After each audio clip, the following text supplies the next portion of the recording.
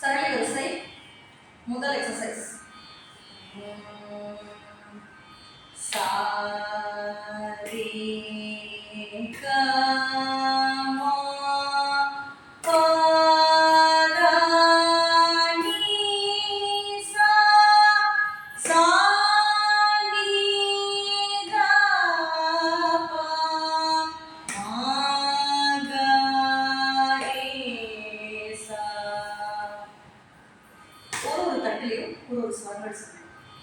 சா ரி க மா பா த நீ சா. ஒரு ஸ்வரமும் ஒரு தட்டிலும். இது முதல் காலம். இதே வரிசையை ஒரு தட்டுக்கு 2 ஸ்வரம் வச்சு பாடும்போது இரண்டாவது காலம். சா ரே க மா பா த நீ சா சா நீ த பா மா க ரே சா. ஒரு தட்டுக்கு 4 ஸ்வரம் வச்சு பாடினா மூன்றாம் காலம். சா ரே க மா பா த நீ சா சா நீ த பா மா க ரே சா சா ரே க மா பா த நீ சா சா நீ த பா மா க ரே சா. இப்போ சரிகம பா த நீ சா சா நீ த பா மா க ரே சா அந்த செட்டை நான் 2 தடவை பாடினேன்.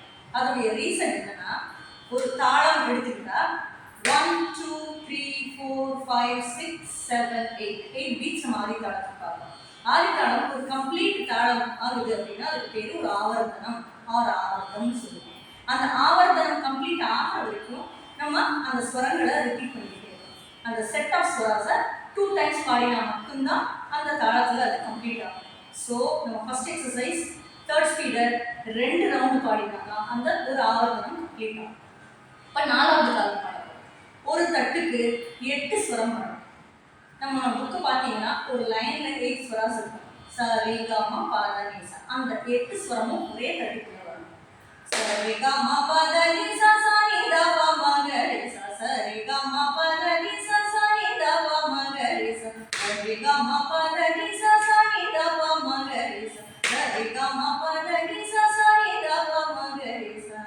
இதுலயும் நீங்க கவனிச்சு பார்த்தீங்கன்னா 4 ரவுண்ட் பாடிருக்கேன். 4 ரவுண்ட் பாடினா மட்டும்தான் அந்த 4th ஸ்பீடுக்கு தாளம் கம்ப்ளீட் ஆகும். இப்போ புரிஞ்சிருக்கும்னு நினைக்கிறேன். ஒரு தட்டுக்கு ஒரு ஸ்வரம் வச்சா ஃபர்ஸ்ட் ஸ்பீட், ஒரு தட்டுக்கு 2 ஸ்வரம் வச்சா செகண்ட் ஸ்பீட், ஒரு தட்டுக்கு 4 ஸ்வரம் வச்சா தேர்ட் ஸ்பீட், ஒரு தட்டுக்கு 8 ஸ்வரம் வச்சா 4th ஸ்பீட். இப்போ நான் கம்ப்ளீட்டாக இந்த செட்டை ஃபுல்லாக பாடி காட்டுறேன். இது அப்படியே நீங்கள் ரெஸ்ட் ஆஃப் த எக்ஸசைஸில் இம்ப்ளிமெண்ட் பண்ணுறேன். சா ரே